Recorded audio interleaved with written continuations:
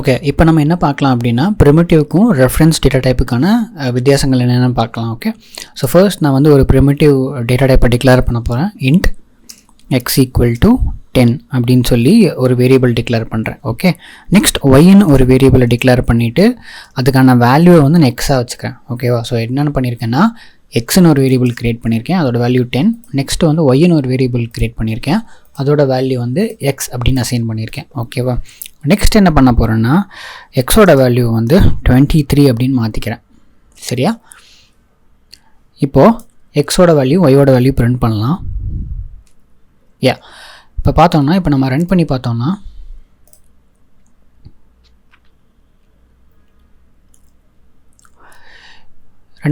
எக்ஸுக்கு வந்து 23, அப்புறம் ஒய்க்கு வந்து 10 அப்படின்னு ஆயிருக்கு. ஓகே, ஸோ இங்கே என்ன நடந்திருக்கு பார்க்கலாம்.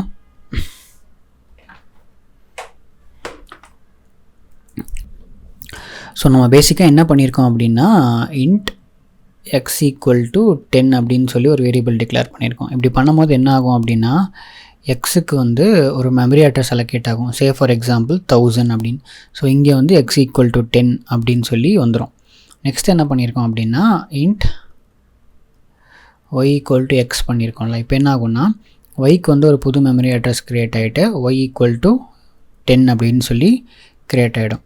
ஸோ பேசிக்காக என்ன நடந்திருக்கு அப்படின்னா எக்ஸோட காப்பி வந்து ஒயில் ஸ்டோர் ஆகிருக்கு. ஓகேவா, ஸோ ரெண்டுமே டிஃப்ரெண்ட் அட்ரஸஸ். இப்போ நான் வந்து எக்ஸை வந்து நான் வேறு 23ன்னு அப்டேட் பண்ணேன்னா என்ன ஆகும் அப்படின்னா எனக்கு இந்த மெமரி பிளாக் இருக்குல்ல, இதில் போயிட்டு எக்ஸோட வேல்யூ வந்து 23ன்னு மாறி இருக்கும், வேற ஒய் வந்து அன்சேஞ்ச்டாக இருக்கும். ஸோ இப்படி தான் இங்கே நடந்திருக்கு. ஓகே, நெக்ஸ்ட்டு வந்து இதே லைக் ஒர்க்கை நம்ம ரெஃபரன்ஸ் டேட்டா டைப்பில் பண்ணி பார்க்கலாம், என்ன நடக்குதுன்னு பார்க்கலாம். ஸோ ஒரு லைக் இந்த எக்ஸாம்பிளுக்கு நான் ஒரு புது கிளாஸ் ஒன்று க்ரியேட் பண்ண போகிறேன், பாயிண்ட் அப்படின்னு சொல்லிட்டு. பாயிண்ட் அப்படின்னு சொல்லி ஒரு கிளாஸு, அதில் பார்த்தீங்கன்னா இன்ட் எக்ஸ் ஈக்குவல் டு அப்படின்னு இன்ட் எக்ஸ்ன்னு ஒரு வேரியபிள் டிக்ளேர் பண்ணிக்கிறேன் ஒரு பாயிண்ட்டை ஸ்டோர் பண்ணுறக்கு. நெக்ஸ்ட்டு வந்து நான் ஒரு கன்ஸ்ட்ரக்டர் ஒன்று க்ரியேட் பண்ணிக்கிறேன், point int x equal to this dot x equal to x. Okay, so நம்ம ஹலோ வேர்ல்ட் ப்ரோக்ராம் போய்க்கலாம். போயிட்டு அந்த பாயிண்ட்டை வச்சு நம்ம ஒரு ரெஃபரன்ஸ் டேட்டா டைப்பை க்ரியேட் பண்ணலாம். Point 1 equal to new point.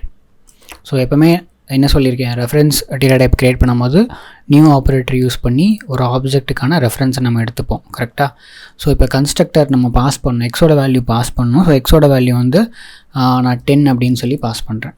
Okay, இதான் பாயிண்ட் 1. ஸோ இப்போ நம்ம எக்ஸோட வேல்யூ இப்போ என்ன பண்ணோன்னா அடுத்த பாயிண்ட்டு க்ரியேட் பண்ணலாம். இப்போ பாயிண்ட் 1 க்ரியேட் பண்ணியிருக்கேன், நான் அதே மாதிரி பாயிண்ட் 2 ஒன்று க்ரியேட் பண்ண போகிறேன். பாயிண்ட் 2 ஈக்குவல் டு பாயிண்ட் 2க்கு என்ன பண்ண போகிறேன்னா பாயிண்ட் 1 அப்படின்னு நான் ஸ்டோர் பண்ணிக்கிறேன். ஓகேவா, சரி நம்ம இங்கே பண்ண மாதிரி ஒய்க்கு வந்து எக்ஸோட வேல்யூவே போட்டாலும் அதே மாதிரி பாயிண்ட் 2க்கு பாயிண்ட் 1ஓட ரெஃபரன்ஸே நான் கொடுத்துட்றேன். ஓகே, இப்போ நான் என்ன பண்ண போகிறேன்னா பாயிண்ட் 1ஓட பிஃபோர் நான் எதுவுமே சேஞ்ச் பண்ணுறதுக்கு முன்னாடி இதை ஃபஸ்ட்டு பிரிண்ட் பண்ணி பார்க்கலாம். ஸோ பாயிண்ட் 1ஓட எக்ஸ் பார்த்தீங்கன்னா பாயிண்ட் 1 டாட் எக்ஸ், அதே வந்துட்டு பாயிண்ட் 2க்கான எக்ஸ் பார்த்தீங்கன்னா பாயிண்ட் 2க்கான எக்ஸ் நான் பிரிண்ட் பண்ணுறேன்.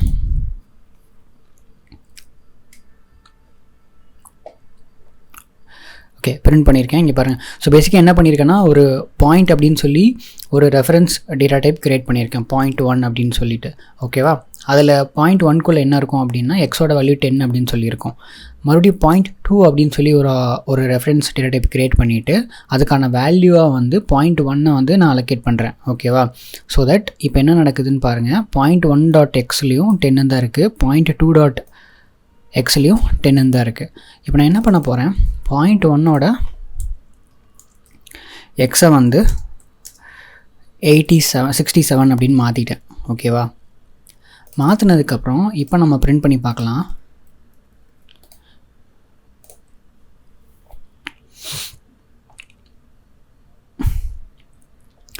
பார்த்தீங்களா, பிரிண்ட் பண்ணதுக்கப்புறம் 2 பாயிண்ட்லேயுமே எக்ஸ் மாறிடுச்சு.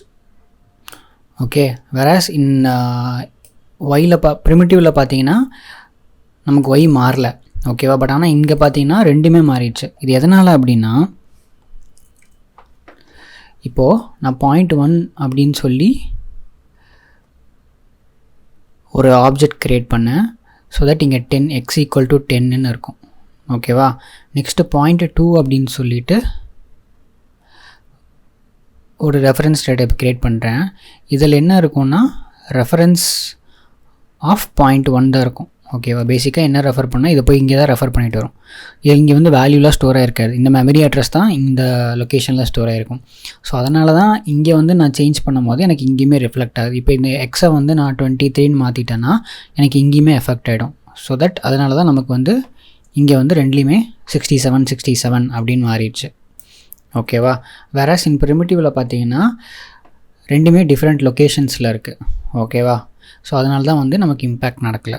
ஸோ இதுதான் வந்து main difference between primitive and reference data type, okay.